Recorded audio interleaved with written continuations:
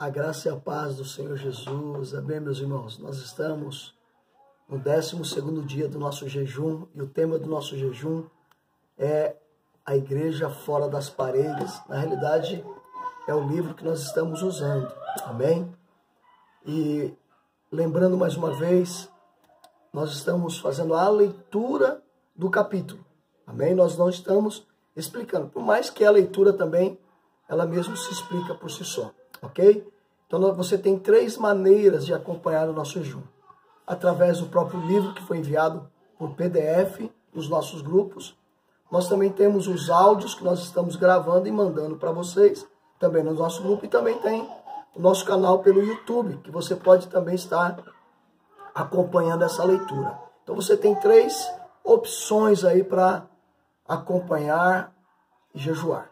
Amém? Acompanhar a leitura, o livro, um capítulo por dia e também o nosso jejum. Amém? Hoje o capítulo é o capítulo 12 e o tema do capítulo é o dia da dracma perdida.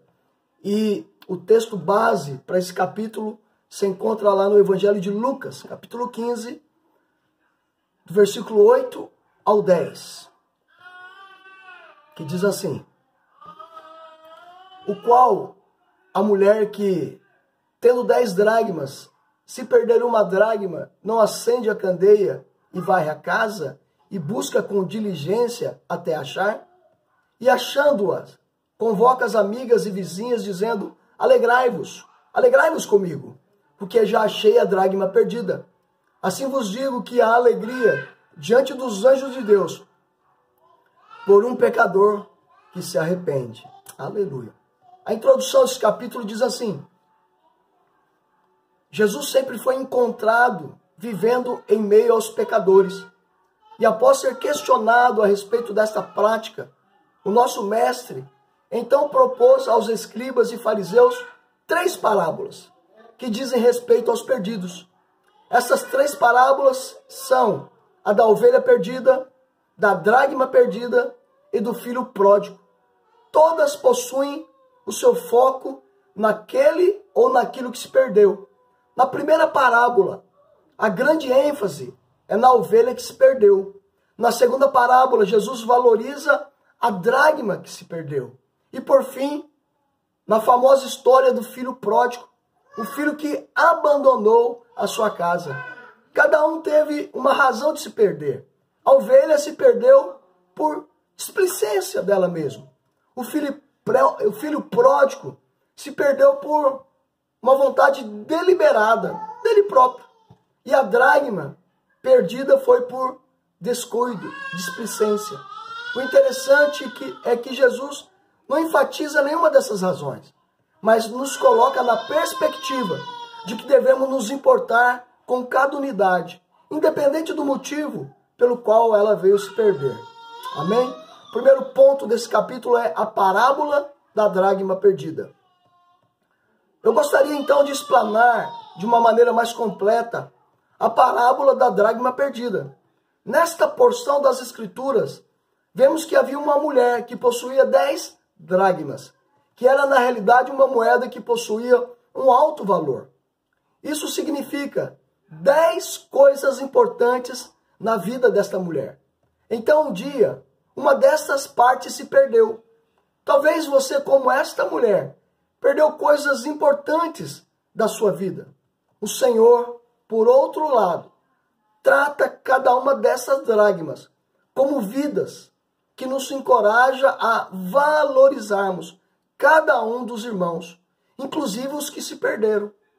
Para encontrar esta moeda de grande valor, esta mulher ela teve 3 atitudes que eu gostaria de compartilhar, que eu gostaria de falar, pois nós temos que tê-las se queremos ganhar vidas para o Senhor Jesus.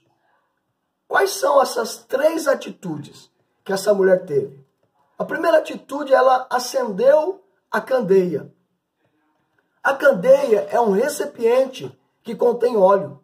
Dentro deste óleo, há um pavio cuja ponta fica para fora, mas o restante fica imerso no óleo. Esse pavio vai então se embebendo do óleo e consumindo-se enquanto produz luz. Enquanto houver óleo, haverá fogo e luz. Esse símbolo aponta para mim e para você. Pois se não estivermos embebidos no óleo, que fala da unção do Espírito Santo, seremos rapidamente consumidos pelo fogo, o que nos impedirá de sermos úteis ao Senhor. Então para encontrarmos dracmas perdidas, temos que estar cheios do Espírito Santo, da unção de Deus, pois somente assim poderemos ser candeias acesas para localizar onde estão essas vidas. Não vamos conseguir buscá-las diligentemente. A segunda atitude que essa mulher teve foi varrer a casa. Após então acender a candeia, esta mulher teve a atitude de varrer a casa. Isso nos fala de romper com o comodismo, com tudo aquilo que nos impede de enxergar os perdidos. Esse varrer a casa não pode ocorrer segundo os nossos olhos naturais, mas ele deve ocorrer segundo a luz da candeia, que é o Espírito Santo. Quanto mais luz, mais expostos ficam os nossos obstáculos. Podemos citar muitos deles, mas eu quero te citar alguns, que é o individualismo, a autopreservação, o egocentrismo, o comodismo, a indisposição, a dúvida, o medo, a vergonha e por aí vai. Terceira atitude que essa mulher teve, ela procurou diligentemente até encontrar. Então essa foi a última atitude da mulher, pois aquela dracma era muito importante para ela. Somente buscaremos os perdidos se eles se tornarem importantes para nós. Alguns se perguntam o porquê não consegue perseverar diligentemente em ir atrás dos perdidos. A resposta é que não estão dispostos a acender a candeia, muito menos tirarem aquilo que é obstáculo para eles visualizarem o perdido. Temos de ter essa disposição de buscarmos até encontrarmos, não desistirmos até conquistar aqueles que o Senhor chamou. A nossa paixão e busca pelo perdido não pode ser limitadas. Alguns vivem com uma moeda de amor limitada. As desculpas são inúmeras, mas gostaria de citar algumas. A principal delas é o tempo. Muitas pessoas falam, não posso gastar tempo com isso. O meu tempo é precioso demais. Não posso perder tempo para ficar fazendo visitas. Não posso perder tempo de ir até a casa das pessoas. Dá muita despesa investir em pessoas.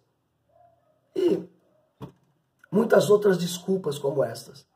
Agora, é o limite do nosso amor que vai determinar o quanto vamos perseverar em buscarmos os perdidos. Amém? Concluindo esse capítulo. Quando temos o encargo produzido pelo Espírito Santo, o nosso amor pelas vidas se torna ilimitado.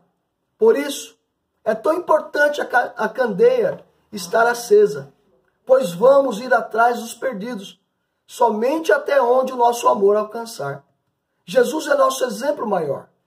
João capítulo 15, do versículo 13 ao 15, nos mostra que ele foi até o fim para nos levar de volta para o Pai.